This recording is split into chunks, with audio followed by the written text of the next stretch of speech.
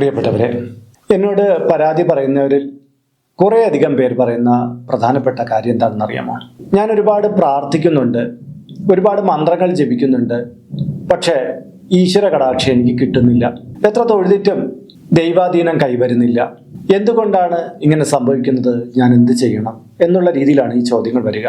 ഇവരുടെ ഒന്ന് അന്വേഷിച്ച് നോക്കുമ്പോൾ അവർ നിത്യേനെ ലളിതാ സഹസ്രനാമം പാരായണം ചെയ്യുന്നുണ്ട്, ഹരിനാമ കീർത്തനം ചെയ്യുന്നുണ്ട്, വിഷ്ണു സഹസ്രനാമം, ശിവ സഹസ്രനാമം എന്നിങ്ങനെ ദേവതാ സങ്കല്പത്തിലുള്ള പല സഹസ്രനാമങ്ങളും ജപിക്കുന്നുണ്ട്.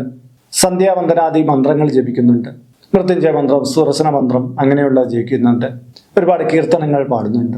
പക്ഷേ ഇവരുടെ മനസ്സ് ഇപ്പോഴും അസ്വസ്ഥമാണ്. ഇവരുടെ ജീവിതത്തിൽ നേരിയൊരു പുരോഗതിയും കിട്ടുന്നില്ല. ഇനി ഭൗതികമായ പുരോഗതി ഉണ്ടായില്ലെങ്കിൽ പോലും ആത്മീയമായിട്ടുള്ള ഒരു ഉണർവ് കിട്ടണ്ടേ? അതുപോലും ഇത്രയും കാലയളവിലുള്ള ഇവരുടെ സാധനയിലൂടെ കിട്ടിയിട്ടില്ല. വളരെ സങ്കടത്തോടു കൂടിയാണ് ഇവർ പറയുന്നത്. എന്താണ് എൻ്റെ പ്രാർത്ഥനയിലെ കുഴപ്പം? എൻ്റെ പ്രാർത്ഥനയുടെ ബലം വർദ്ധിപ്പിക്കാൻ എന്ത് ചെയ്യണം എന്നൊക്കെ ഇവർ ചോദിക്കാറുണ്ട്. അപ്പോൾ സ്വാഭാവികമായിട്ട് ഇതിനെക്കുറിച്ച് ഞാൻ വിശദമായിട്ട് പറഞ്ഞു കൊടുക്കാറൊക്കെ ഉണ്ട്. നമ്മുടെ ഹിന്ദുവിഷം പ്രേക്ഷകരിൽ ബഹുഭൂരിപക്ഷം പേർക്കും ഇത്തരൊരു സംശയം ഉണ്ടായിരിക്കും. നമ്മുടെ പ്രാർത്ഥന പൂർണ്ണമായിട്ട് അങ്ങോട്ട് ഈശ്വരനിലേക്ക് കിട്ടുന്നില്ലല്ലോ, എന്ത് ചെയ്യണം ഈ പ്രാർത്ഥനയുടെ ശക്തി കൂട്ടാൻ? അതിലൂടെ നമുക്ക് എന്തൊക്കെ ഈശ്വരാധീനമായിട്ടുള്ള കാര്യങ്ങൾ നേടിയെടുക്കാൻ പറ്റും എന്നൊക്കെ പലരും ചോദിക്കാറുണ്ട്. അതിനെല്ലാം ഉള്ള ഉത്തരമാണ് ഞാൻ ഈ പറയുന്നത്. നമ്മൾ ഈ പ്രാർത്ഥിക്കുക എന്ന് പറഞ്ഞിരുന്നാൽ പോരാ. ഈ പ്രാർത്ഥന എവിടെ എത്തണം? ഈശ്വര സമക്ഷത്ത്, ഈ പ്രപഞ്ചത്തിന്റെ എല്ലാ കോണുകളിലും നമ്മുടെ പ്രാർത്ഥന അങ്ങോട്ട് ആ നാഡീബന്ധത്തോടു കൂടി എത്തണം. ഒരിടത്ത് ഒരു ബൾബ് ഉണ്ട് എന്നുള്ളതിലെ കാര്യമില്ല, അത് തെളിയണമെങ്കിൽ ആ ലൈനിലൂടെ കറണ്ട് പ്രവഹിക്കണം. അതുപോലെ ഈശ്വരൻ പ്രപഞ്ചത്തിലുണ്ട് എന്നുള്ളത് കൊണ്ട് നമ്മുടെ പ്രാർത്ഥനയെല്ലാം ഈശ്വരൻ കേൾക്കണമെന്നില്ല. നമ്മുടെ ഹൃദയകമലവും ഭഗവത്പാദങ്ങളുമായിട്ട് ഒരു കണക്ഷൻ ഉണ്ടാവണം. ഈ കണക്ഷൻ പലർക്കും നേടിയെടുക്കാൻ അറിയില്ല. അതുകൊണ്ടാണ് ഇവരുടെ പ്രാർത്ഥനകളൊക്കെ വെറും വാക്കുകളായി ചുരുങ്ങിപ്പോകുന്നത്, ഒരിടത്തും എത്തുന്നില്ല, ബധിരകരണങ്ങളിലേക്ക് പോവുകയാണ്. അപ്പൊ ഈ വീഡിയോ നിങ്ങൾക്ക് വളരെ വലിയ മുതൽക്കൂട്ടായിരിക്കും. നിങ്ങളൊരു പ്രാർത്ഥന, സ്വാഭാവികമായിട്ടുള്ളൊരു പ്രാർത്ഥന നടത്തുന്ന ഒരാളാണെങ്കിൽ പോലും ഇത് പൂർണ്ണമായിട്ട് കാണുക. നമസ്കാരം, ഞാൻ RJ അയ്യർ ഹരിചന്ദ്ര മഠം. ഹൈന്ദവ ആചാര സംബന്ധമായ, ജ്യോതിഷ, മോട്ടിവേഷൻ സംബന്ധമായ ഒട്ടേറെ കാര്യങ്ങൾ പറഞ്ഞു തരുന്ന ഒരു വാട്സപ്പ് ചാനൽ നമുക്കുണ്ട്. ഇതിന്റെ കീഴെ കമന്റ് ബോക്സിലും ഡിസ്ക്രിപ്ഷൻ ബോക്സിലും അതിന്റെ ലിങ്ക് കൊടുത്തിട്ടുണ്ട്. അതിലൂടെ ചാനൽ ജോയിൻ ചെയ്താൽ ഇപ്പോൾ നിങ്ങളുടെ പിറന്നാളിനും നിങ്ങളുടെ കുടുംബ അംഗങ്ങളുടെ പിറന്നാളിനും സൗജന്യമായിട്ട് പുഷ്പാഞ്ജലി അർച്ചനകൾ നടത്തി കിട്ടുന്നതാണ്. പരമാവധി ഈ അവസരം പ്രയോജനപ്പെടുത്തുക. അപ്പോൾ നമ്മുടെ ഒരു രീതി അനുസരിച്ച് സ്വാഭാവികമായിട്ട് 2 നേരങ്ങളിലാണ് പൊതുവെ പ്രാർത്ഥിക്കാറുള്ളത്, അല്ലേ?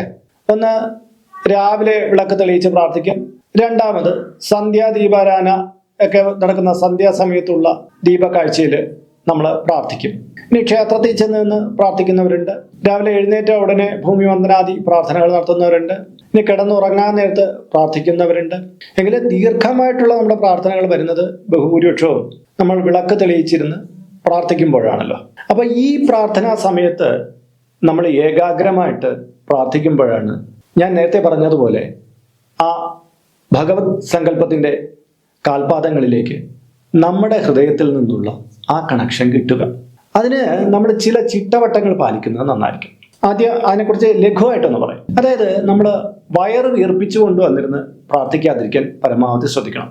കാര്യം വയർ വീർപ്പിച്ചിരുന്നു കഴിഞ്ഞാൽ നമുക്ക് നേരെ ഇരിക്കാൻ പറ്റില്ല, നമുക്ക് എപ്പോഴും ഒരു അസ്വസ്ഥതയായിരിക്കും. അതുകൊണ്ട് ഒരു അരവയർ ഭക്ഷണമാണ് പ്രാർത്ഥനയ്ക്ക് തൊട്ട് മുമ്പ് നല്ലത്. രാവിലെ ആണെങ്കിൽ ഇളം ചൂടുവെള്ളമൊക്കെ കുടിച്ചിട്ട് വന്നിരിക്കാം, പക്ഷെ കൂടുതൽ ഭക്ഷണം കഴിച്ചിട്ട് വന്ന് രാവിലെ പ്രാർത്ഥനയ്ക്ക് ഇരിക്കരുത്. വൈകുന്നേരം സ്വാഭാവികമായിട്ടും വൈകുന്നേരത്തെ ഫുഡ് കഴിക്കുന്ന ശീലമുള്ളവർ ചിലപ്പോൾ ഈ പ്രാർത്ഥനയ്ക്ക് മുമ്പേ നന്നായിട്ട് ഭക്ഷണമൊക്കെ കഴിച്ചിട്ട് വന്നിരിക്കാം. അവർക്ക് അലോസരങ്ങൾ ഒരുപാടുണ്ടാവുക, കോട്ടുവായൊക്കെ കൂടുതലായിട്ട് വരാൻ സാധ്യത ഉണ്ട്. അപ്പൊ അതൊക്കെ ഒഴിവാക്കാൻ വേണ്ടി ലഘുഭക്ഷണം വേണമെങ്കിലാവാം. മത്സ്യമാംസാദികൾ കഴിക്കുന്നവർ അതിന് 3 മണിക്കൂർ മുമ്പ് കഴിക്കണം. ആ ടൈമിൽ, അതായത് മത്സ്യമാംസാദികൾ കഴിച്ചു, ഒന്ന് മുഖവും കയ്യും കാലും കഴുകി പ്രാർത്ഥിക്കാനിരുന്നു, അല്ലെങ്കിൽ ഒന്ന് കുളിച്ചിട്ട് വന്ന് പ്രാർത്ഥിക്കാനിരുന്നു, ആ രീതിയൊന്നും എടുത്തേക്കരുത്. നമ്മുടെ ശരീരം അപ്പോൾ തമോ ഗുണത്തിൽ കാണപ്പെടും, സത്വഗുണത്തിൽ നിന്ന് മാറിപ്പോകും. അപ്പോൾ നമ്മുടെ പ്രാർത്ഥനയെല്ലാം തീരെ താഴ്ന്ന തലത്തിൽ നിന്നായിരിക്കും ഉണ്ടാവുക. അതുകൊണ്ട് നമുക്ക് ഈശ്വര സങ്കല്പത്തിലേക്ക് വളരാൻ പറ്റുകയില്ല. മറ്റൊരു കാര്യം, നമ്മുടെ പ്രാർത്ഥനാ സ്ഥലമാണ്.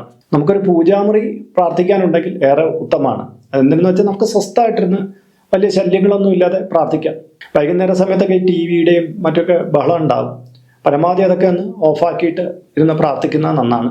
പിന്നെ നിന്നും പ്രാർത്ഥിക്കാം, ഇരുന്നും പ്രാർത്ഥിക്കാം. പക്ഷേ ചിലപ്പോൾ ചില വ്യക്തികളെ അങ്ങനെയൊന്നുമല്ല, കസേരയിലൊക്കെ ഇരുന്ന് ചാഞ്ഞും ചരിഞ്ഞും ആ രീതിയിലുള്ള പ്രാർത്ഥനയൊക്കെ നടത്താറുണ്ട്. അവരുടെ ശാരീരികമായ വൈഷമ്യങ്ങളെ കുറിച്ച് അവർ പറയാറുണ്ട്. എങ്കിലും പരമാവധി കഴിയുന്നവരെല്ലാം നിലത്തിരുന്ന് ഒരു പലകമേലോ ഒരു തടുക്ക് അല്ലെങ്കിൽ തുണി ഇട്ടിട്ട് അതിൻ്റെ പുറത്തിരുന്ന് പ്രാർത്ഥിക്കുക. സുഖാസനം ചമ്രം പടിഞ്ഞിരുന്ന് പ്രാർത്ഥിക്കുന്നത് ഏറെ ശുഭകരമാണ്. പിന്നെ ധരിച്ചിരിക്കുന്നത് ഒരു മാന്യമായിട്ടുള്ള വസ്ത്രമായിരിക്കണം. ഏതെങ്കിലും വസ്ത്രങ്ങളൊക്കെ ചിലപ്പോൾ അമ്മമാരൊക്കെ കണ്ടിട്ടുണ്ട്, അടിവസ്ത്രമൊന്നും ധരിക്കാതെ ഒക്കെയുള്ള ഒരു ഇരിപ്പ്. അത് പറയുമ്പം ഒന്നും തോന്നരുത്. പലരുടെ അടുത്ത് ഞാൻ പറഞ്ഞിട്ടുണ്ട്, ഈ നൈറ്റിയൊക്കെ എടുത്തിട്ടിട്ട് അടിവസ്ത്രം ധരിക്കാതെ വന്നിരുന്ന മന്ത്രങ്ങളൊക്കെ പ്രാർത്ഥിക്കുന്ന ചില അമ്മമാരൊക്കെ ഉണ്ട്. അത് ഒഴിവാക്കണം. നമ്മൾ പ്രാർത്ഥന നിരതമായിട്ടിരിക്കുമ്പോൾ അടിവസ്ത്രമൊക്കെ ധരിച്ച് ശുദ്ധമായി തന്നെ വന്നിരുന്ന് പ്രാർത്ഥിക്കാൻ ശ്രമിക്കണം. പിന്നെ പുതിയ കുട്ടികളൊക്കെ ആണെങ്കിൽ അവരുടെ മോഡേൺ വസ്ത്രങ്ങളൊക്കെ, ശരീരഭാഗമൊക്കെ ഒരുപാട് കാണുന്ന തരത്തിലുള്ള വസ്ത്രങ്ങളൊക്കെ ധരിച്ചു വന്നിരുന്ന് പ്രാർത്ഥിക്കാം. ആ ഒരു വസ്ത്ര നിയമമുണ്ട് നമ്മളെ പ്രാർത്ഥനയ്ക്ക്, ഭക്തിക്ക്. ആ രീതിയിലിരുന്ന് മറ്റൊരാൾക്ക് നെറ്റിച്ചുളിപ്പ് ഉണ്ടാകാത്ത തരത്തിൽ പ്രാർത്ഥന നടത്തുന്നതായിരിക്കും ഏറെ ഉത്തമം. അപ്പോൾ പ്രാർത്ഥിക്കുമ്പോൾ നമ്മൾ ഒരുപാട് വാരി വലിച്ച് പ്രാർത്ഥിക്കുന്ന പലരുമുണ്ട്. അവർക്ക് ഒരുപാട് പുസ്തകങ്ങൾ കാണും, ഒരുപാട് പ്രാർത്ഥനാ മന്ത്രങ്ങൾ കാണും. ഈ മന്ത്രങ്ങളെല്ലാം പറഞ്ഞു തീർക്കാനുള്ള ഒരു വ്യഗ്രതയിലാണ് ഇവർ പ്രാർത്ഥിക്കാൻ തുടങ്ങുക എന്ന് പറയുന്നത്. ഇന്ന് ഇത്രയും വായിച്ചു തീർക്കണം, ഇത്രയും വായിച്ചു തീർക്കണം എന്നുള്ള രീതിയിൽ പൊയ്ക്കൊണ്ടിരിക്കും.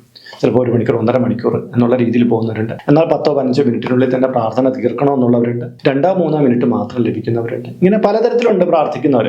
നമ്മൾ മനസ്സിലാക്കേണ്ടത് നമ്മുടെ ഒരു സമയം മിനിമം ഒരു 10 മിനിറ്റ് പ്രാർത്ഥിക്കാൻ വേണ്ടിയിട്ടെങ്കിലും തിരഞ്ഞെടുക്കുക എന്നുള്ളത്. ആദ്യം നിങ്ങൾക്ക് ഇഷ്ടമുള്ള ഇഷ്ടദേവതാ മന്ത്രങ്ങൾ നന്നായിട്ട് പ്രാർത്ഥിക്കുക. നിങ്ങളുടെ ചിലപ്പോൾ ശിവൻ, വിഷ്ണു അങ്ങനെ ഒരുപാട് കാണും. പ്രാർത്ഥിക്കുക, നിങ്ങൾക്ക് ഇഷ്ടമുള്ള ഈശ്വരന്മാരെല്ലാം വന്ദിക്കുക. ശേഷം ഏതെങ്കിലും ഒരു മന്ത്രത്തെ കുറച്ചു നേരം തുടർച്ചയായിട്ട് ചാൻറ്റ് ചെയ്യുക എന്നുള്ളതാണ്. നാമം, മന്ത്രം ഏതാവും. ഇപ്പം ഓം നമഃ ശിവായ ആണെങ്കിൽ നിങ്ങൾക്ക് കൂടുതൽ ശിവനോ ആട്ടോ ഇഷ്ടമാണെങ്കിൽ ഓം നമഃ ശിവായ ജപിക്കാം. ഭഗവതിയാണ് കൂടുതൽ താല്പര്യമെങ്കിൽ നിങ്ങൾക്ക് അമ്മേ നാരായണ, ദേവി നാരായണ ജപിക്കാം. ഗായത്രി മന്ത്രം ജപിക്കാൻ താല്പര്യമുള്ളവർക്ക് അത് ചെയ്യാം. വിഷ്ണു മന്ത്രം ജപിക്കാൻ താല്പര്യമുള്ളവർക്ക് അത് ചെയ്യാം. രാമമന്ത്രം അത് ചെയ്യാം. കൃഷ്ണനാവാം, ഗുരുവായൂരപ്പനാവാം. അതായത് ഒരു മന്ത്രം നമ്മൾ കുറേ ടൈം, മിനിമം ഒരു 5 മിനിറ്റ് ജപിക്കണമെന്നുള്ളതാണ്. ഈ പല മന്ത്രങ്ങൾ തീർക്കാനുള്ള വ്യഗ്രതയിൽ ഒന്നിലേക്ക് നിങ്ങൾക്ക് ശ്രദ്ധ കിട്ടാതെ പോകും. അപ്പോൾ ഒരു ബേസായിട്ട് ചില മന്ത്രങ്ങൾ നമുക്ക് ജപിക്കുന്നതിൽ തെറ്റൊന്നുമില്ല, അത് ജപിക്കണം. ലളിതാ സഹസ്രമാണെങ്കിൽ അത് ജപിച്ചോളൂ, കുഴപ്പമൊന്നുമില്ല. പക്ഷെ ഒരു മന്ത്രം, ആ ഒരു മന്ത്രം തുടർച്ചയായിട്ട് ഒരു 5 മിനിറ്റ് ജപിക്കുക. നിങ്ങളുടെ ഇഷ്ട ദേവത, ഞാൻ ഇന്ന ആളെന്നൊന്നും പറയില്ല, നിങ്ങളുടെ ഇഷ്ട ദേവത, ചിലപ്പോൾ തൊട്ടടുത്തുള്ള ക്ഷേത്രത്തിലെ ദേവിയായിരിക്കും ഇഷ്ടം, അത് തുടർച്ചയായിട്ട്. അതായത് നമ്മളൊരു ഒന്നിൻ്റെ ആഴത്തിലേക്ക് പോവുകയാണ്. മറ്റേത് ഒരു മേൽപ്പുറത്തൂടെ സഞ്ചരിക്കുന്നു. അതായത് ആ ഭക്തിയുടെ അന്തരീക്ഷം നമ്മൾ രൂപീകരിക്കുന്ന പല മന്ത്രങ്ങൾ ജപിച്ച് എന്നിട്ട് ഒന്നിൻ്റെ ആഴത്തിലേക്ക് പോവുകയാണ്. ഈ ആഴത്തിലേക്കുള്ള സഞ്ചാരത്തിലാണ് ഈ ഈശ്വരനുമായിട്ടുള്ള നമ്മുടെ ഒരു വിലയം സാധ്യമാകുന്നത്. ഈ പ്രാർത്ഥിക്കുമ്പോഴും പലപ്പോഴും പലർക്കും ആവശ്യങ്ങൾ കൂടുതൽ പറഞ്ഞ് പ്രാർത്ഥിക്കുന്ന രീതിയുണ്ട്. അതായത് എൻ്റെ കടം മാറ്റണേ, എൻ്റെ പ്രശ്നങ്ങൾ ഒതുക്കണേ എന്നുള്ള രീതിയിൽ. സ്വാഭാവികമാണല്ലോ, അങ്ങനെയൊക്കെ പ്രാർത്ഥിച്ചു പോകില്ലേ. പക്ഷേ ഈ കടം മാറ്റണേ എന്ന് പറയുമ്പോൾ ഈ വ്യക്തികൾ തങ്ങൾക്ക് കടം ചോദിച്ചു വരുന്ന ആൾക്കാരുടെ രൂപമായിരിക്കും മനസ്സിലോർക്കുന്നത്. അല്ലെങ്കിൽ ബാങ്കിലെ മാനേജരെയോ അവിടുത്തെ സ്റ്റാഫുകളെയൊക്കെ ആയിരിക്കും മനസ്സിലോർക്കുന്നത്. കാര്യം ബാങ്കിൽ ഇനി അടയ്ക്കാനുണ്ട്. അങ്ങനെ നമ്മുടെ ശ്രദ്ധ മൊത്തം എന്തെങ്കിലും പോകും, വ്യക്തികളിലേക്ക് പോകും. ഇപ്പൊ ഒരു അസുഖത്തെക്കുറിച്ച് പ്രാർത്ഥിക്കുന്ന ഒരാൾ അസുഖത്തെക്കുറിച്ച് പറഞ്ഞു തുടങ്ങുമ്പോൾ ഈശ്വരനിൽ നിന്നുള്ള ആ ഒരു ചിന്ത വിട്ടിട്ട് തൻ്റെ ഒരു മുട്ടുവേദന എന്ന് വെച്ചാൽ ആ മുട്ടിനെ ആയിരിക്കും കേന്ദ്രീകരിച്ച് പ്രാർത്ഥിച്ചുകൊണ്ടിരിക്കുന്നത്. അതോടുകൂടി ഈശ്വരനുമായിട്ടുള്ള കണക്ഷൻ ഇവർക്ക് നഷ്ടപ്പെട്ടു പോവുകയാണ്. നമ്മൾ പ്രധാനമായിട്ട് മനസ്സിലാക്കേണ്ടത്, നമ്മൾ ഈ ടൈമിൽ എന്തിനായിരിക്കുന്നത്? ഈശ്വരനുമായിട്ടുള്ള ആ കണക്ഷൻ നേടിയെടുക്കാൻ വേണ്ടിയിട്ടാണ്. ഈ ഈശ്വരനെ നിങ്ങൾ പ്രാർത്ഥിച്ചുകൊണ്ടിരിക്കുമ്പോൾ എന്താ സംഭവിക്കുന്നത്? ഈശ്വരന് നിങ്ങളുടെ അവസ്ഥകളെല്ലാം അറിയാൻ പറ്റും. പക്ഷെ അവിടെ നിന്നുള്ള ആ ഒഴുക്ക് നമ്മളിലേക്ക് പ്രവഹിക്കണം. അതിനു വേണ്ടിയിട്ട് നമ്മൾ പ്രാർത്ഥിക്കണം. അപ്പോഴാണ് നമ്മളിലെ പ്രശ്നങ്ങളെല്ലാം ക്യൂർ ചെയ്യുന്നതിന് വേണ്ടിയിട്ടുള്ള ആ കിരണങ്ങൾ നമ്മിലേക്ക് വന്നു ചേരുക.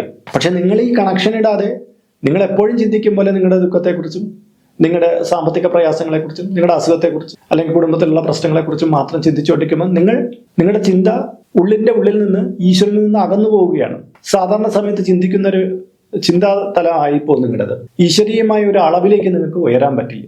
അതോടുകൂടി പ്രാർത്ഥന ഒരു പേരിനുള്ള പ്രാർത്ഥനയായിട്ട് മാറും. ഒരിക്കലും അത് ഉള്ളിൽ തട്ടിയിട്ടുള്ള പ്രാർത്ഥന ആവില്ല. അങ്ങനെ ഉണ്ടാവണമെങ്കിൽ ഞാൻ പറഞ്ഞില്ലേ, ഒരേ മന്ത്രത്തെ നിങ്ങൾ ജപിച്ച് മുന്നോട്ട് കുറച്ചു നേരം പോവുക. അപ്പോൾ ഒരു ധ്യാനാത്മകമായ ഒരു അവസ്ഥ നമ്മിൽ സൃഷ്ടിക്കപ്പെടും. പലപ്പോഴും ചില ധ്യാനങ്ങളൊക്കെ ഇരുന്ന് ജപിക്കുന്നതാണ്. ചിലപ്പം ചിലർ സിന്ദൂരാരുണ വിഗ്രഹം എന്നൊക്കെ ധ്യാനിച്ചു പോകും.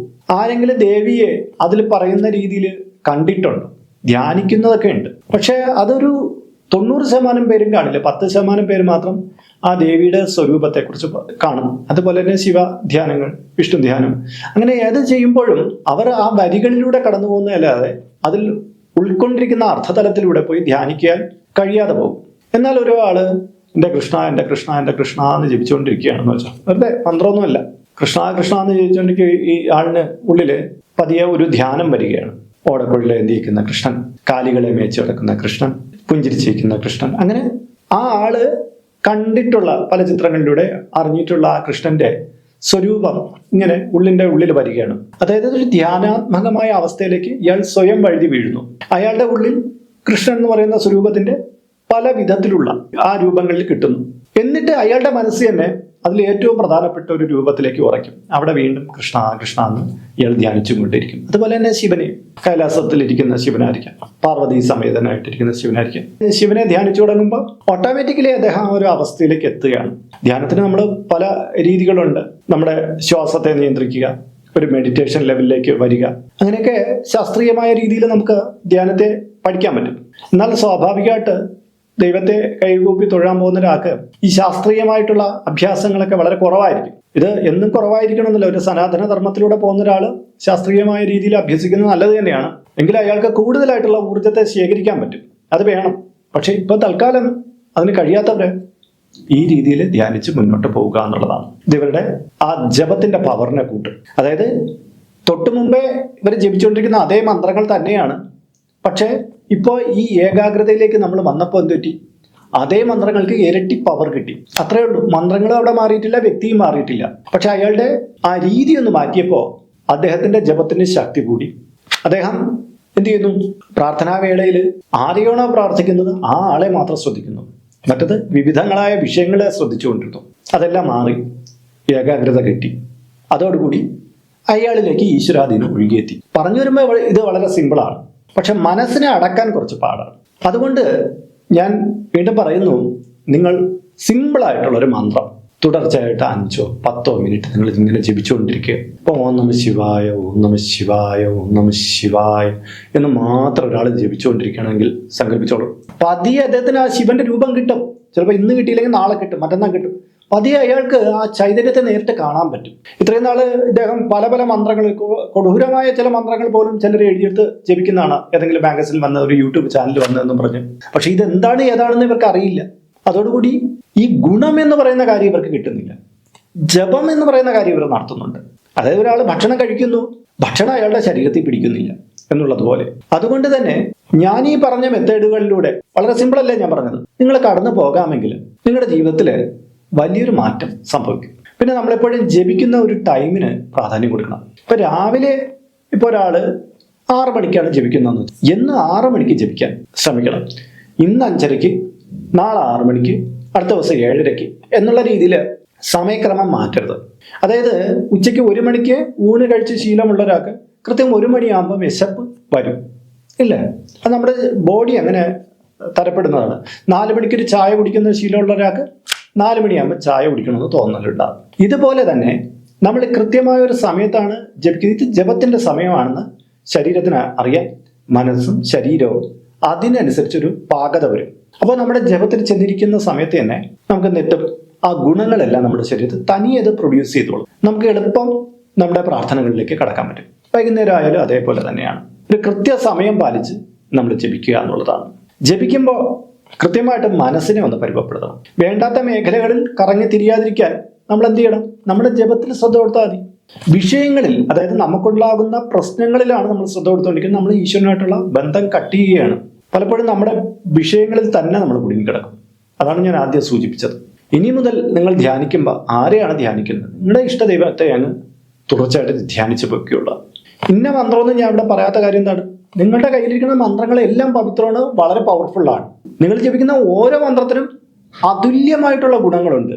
അതുകൊണ്ട് തന്നെ ആ മന്ത്രങ്ങൾ കണ്ടിന്യൂ ചെയ്താൽ മതി. ഈ ജപ രീതിയിൽ ഒരു മാറ്റം വരുത്തിയാൽ. അപ്പോൾ ഇന്നത്തെ വീഡിയോ ഇവിടെ പൂർണ്ണമാവുകയാണ്.